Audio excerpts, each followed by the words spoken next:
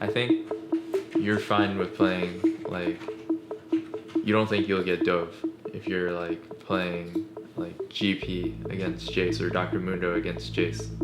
Like, in those matchups, because they're really volatile, and they can split the map to top.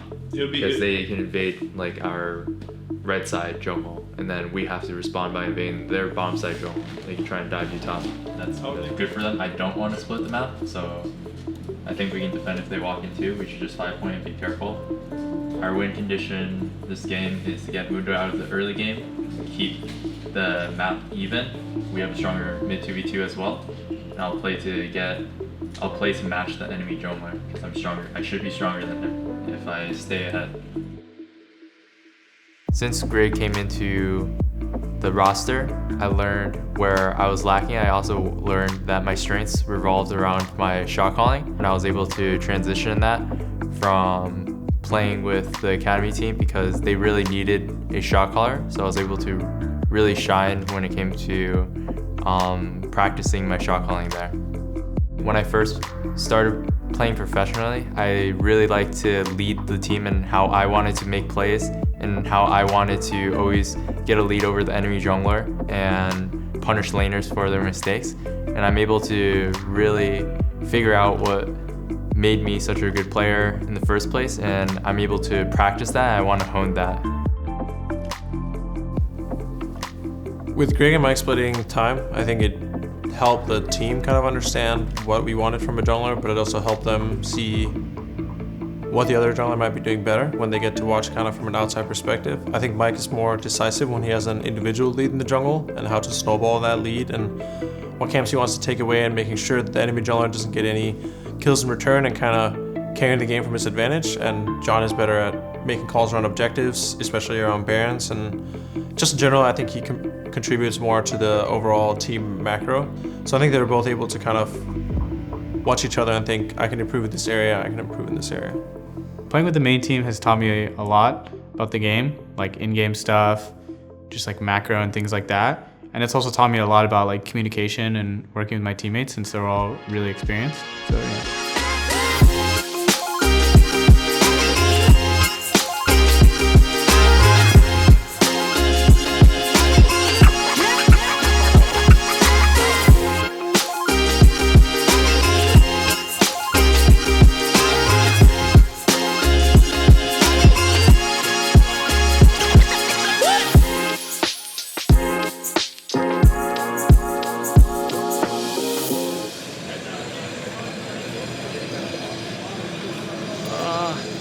Sunlight. So bright.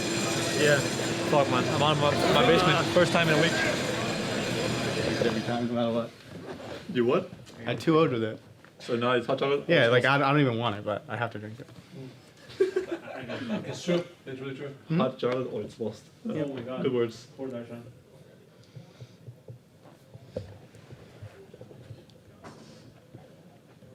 So Andrew, these are some content or? This is the content. Vendresh, Peruvian. Do you feel like Clutch is your rival? I know, that's what I said Chris? too. You mean CRG? No. Is CLG your rival? I don't know. You mean C9 Academy? After going to the bathroom, I'm ready. Hello everyone, welcome back to the NALCS for TSM versus Clutch Gaming. This is a rematch of the quarterfinals from last split. As we've said probably 17,000 times, Clutch was the team that knocked TSM out of the playoffs. Pink yeah, Red Hat Jade. Okay. Yeah. Okay. Very familiar.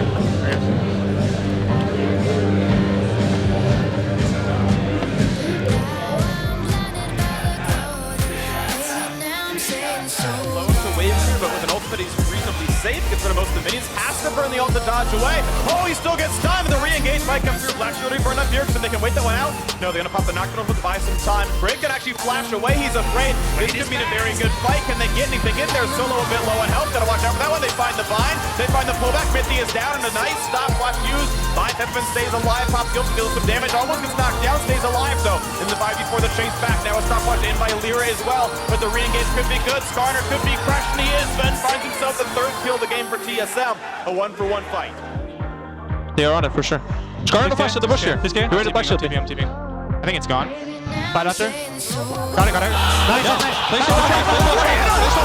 That is huge, but the fight erupts. Mithy's already dead. They found the second as well. This could still be a team fight win for Clutch. They chase down. Solo can revive. Hudson burst to run, and Sven is very, very low. Okay, nice steal, bro. Solo's gonna land. Bjergsen half HP yet again. The flash forward. They find the bind, but the black shield comes in for Mithy. The snipe out of the side, picked up for Lyra, and the battle comes in. Brig is dead. Look for Bjergsen. He's an egg now. This could be the fight that they win. They've got 2 kills already. Look for a third. Lyra can't quite make it happen as TSM now forced to run, but that could be a big one. Swing trying to chase in, not quite gonna get it yet, but this is still a battle that Clutch has won. Not quite the knockup. Hanser forced to kite back though. Inhibitor should be maybe given away. A pull in. They've got the kill. He's gone already. Look at the damage output from Apollo. The late game crits are in, and now the dive in 5v4. Only 1 turret alive, and it will not stop them. The first revive comes through for Solo. Don't worry, he's got more of that. Came from a second turret falls. Greg in the back line cannot find his kill. 2 for 0 to Clutch. Looking for a third as Sven kites away. Lyra on the chase. He's gonna pull him in, make it a third, a fourth, and it's only a couple left alive. That's gonna be TSM wiped off the map, and Clutch getting their 4th straight win over TSM. 2-1 the record. What a game. I heard you were shit talking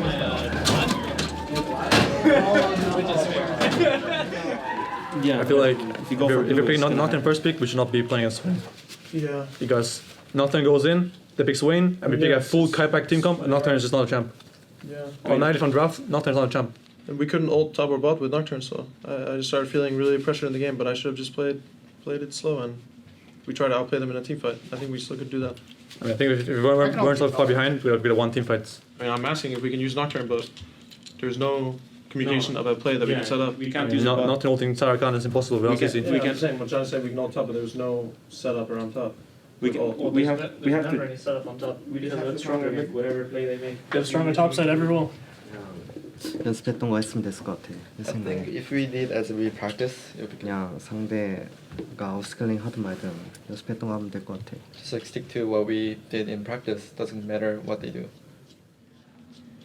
Yeah, I don't feel like we lost this game because they got outskilled. I feel like we were playing something we have not played for 2 months, which is Anivia, and playing it with Nocturne and against Swain. It's 3 champs we have not played very much and not very much against. Yeah. I feel like just if I want to pick against Swain is Anivia, we have Nocturne, it's always just a bad comp. Yeah, I could have played too, but I mean, yeah, a little bit better, but still not really like. I think it's very good It's against not really what we want. I think it would be worse than Anivia, personally. Yeah. I mean, play was not good, but I won this game anyways because they threw a Baron. Yeah. So we won with Baron maybe, but I feel like it's so hard to play this comp compared to what we normally play.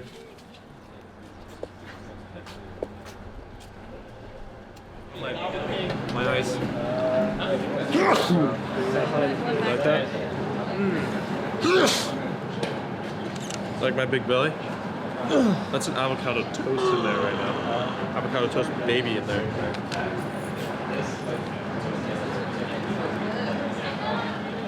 Yeah, there's still hair there, John. You look so fucking cool. God. Wow. Spiffy today. There's any ladies in the crowd today, or? Yikes. Any girls you need to impress today? Hit him with those fucking Baron steals. Actually. Healing Barons, stealing the fangirls' hearts. Oh my goodness. Grigney himself. Exactly.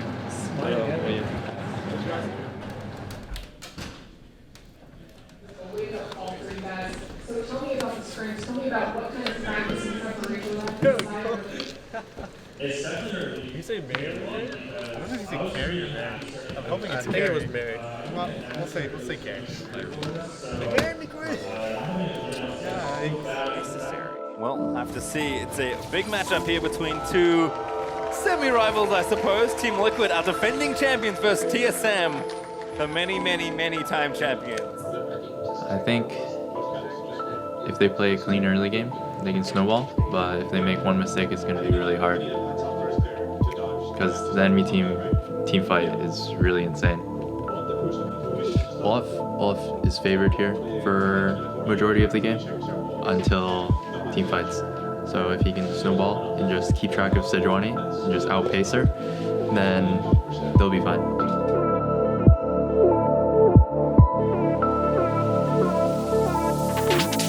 Now the tower's starting to take a couple of pot shots as well. Ole collecting max value to support item. And again, damage back enough! Just an easy kill on Timothy. Guardian was down. It'd be enough. Monta has no passive, just a flash. Dark flights away. Gonna have to flash. Does get out of the way. No ult from McSmithy, but the flash in. There's the Vanguard dead. I didn't. No. I'm done. Already used his Dark Flight. And Team Liquid, oh my god! Ignite down again. There's the Killer Instinct. Shit, yeah. Oh, I mean, okay. So he's gonna get in there. Might just go for the... Oh, no. And it gets out Smithy! The game is Impact. Looking for a solo kill onto Haunter. He's gonna get the passive.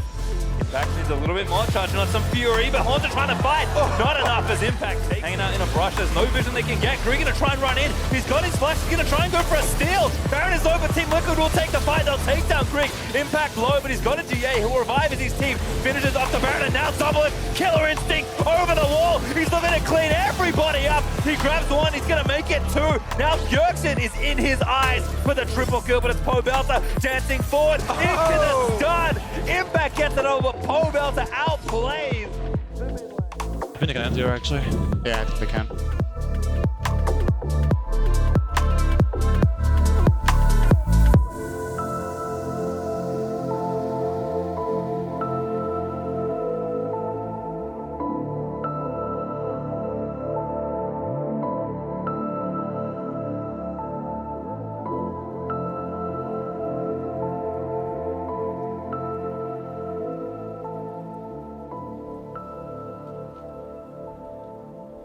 I mean, I think you have a point, but I feel like this week in scrims we had good drafts almost every single game we played. I feel like every game was in our favor in scrims because we had good drafts, but I feel like on stage we draft differently for some reason, and we changed our priorities like last day. I feel like we just do things we don't do in scrims. Like I don't think we ever played this kind of matchup both, have we? It's not that we don't know how to draft, it's that we're changing it last second and we're doing things that we don't do when we get good drafts. Like we're picking just differently than we would in scrims. Yeah, so I feel like we're more confident in scrims. We're like too afraid of the enemy on stage. Because I'm confident playing against Rakan, but it feels like if they get Rakan, it's over. So I'm just like, oh, okay, well, I guess I'll just play Rakan here and try my best, you know. Yesterday we got a for sure one against CG. Our draft was not good, but if we had played well, we would have won the game for sure. Yeah. And today, I don't think we can actually do so much, but we still didn't play it well enough to say that it was only draft's issue. We need to figure out like how players and coaching staff can work together to make sure that no matter what, right, that when we go into a game, everyone at least knows we have a win condition. There should never ever be a case, even if we fucking draft like shit, we should still know that we can win early game, or we can win back to back, or if we stall late enough, we can win front to front. But in a game where we lose from a roam pressure perspective, we lose early game, we lose front to front, back to back, we lose when they're grouped, we lose when they're split pushing. How the hell do we win a game that way unless they fucking throw? I do agree, we just need a win condition. I think the most important thing is that we have something to play for. Yeah. Because, yeah, today and yesterday we had nothing to play for early game, and we just kind of let them do whatever. And I think that's like something, when that happens to us on stage, we just get really lost because normally in scrims, we're able to make plays, make dives, like take objectives, but just the last two games, like even the first week, we had really good win conditions early game. Like we invaded level 1 and then we fucked their jungler, but the last 2 days we couldn't do anything at any point in the game. So I agree, that should be our priority, to have something we can do. Because our players are all really good and we just need to be able to do something and get like momentum in game. If we don't have that, I think we'll fall apart.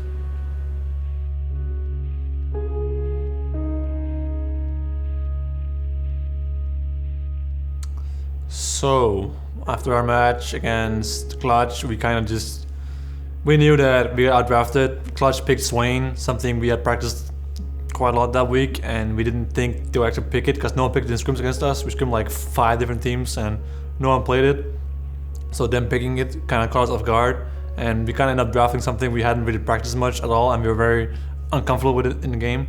So I feel like just from draft we were disadvantaged, and in the game we made 1 or 2 mistakes that put the game in a like bad spot for us. So I think we played okay from behind, but draft was a big issue for us there. And against TL, I think we also had a really bad draft where we had losing lanes on both sides, and we didn't really have anything to play for or like any reliable win condition in our team comp other than just farming and hoping for like, you know, team fight into Baron into end kind of situation. So we played bad too, died in lanes in both sides and made some bad mistakes. So TL kind of just rolled over us.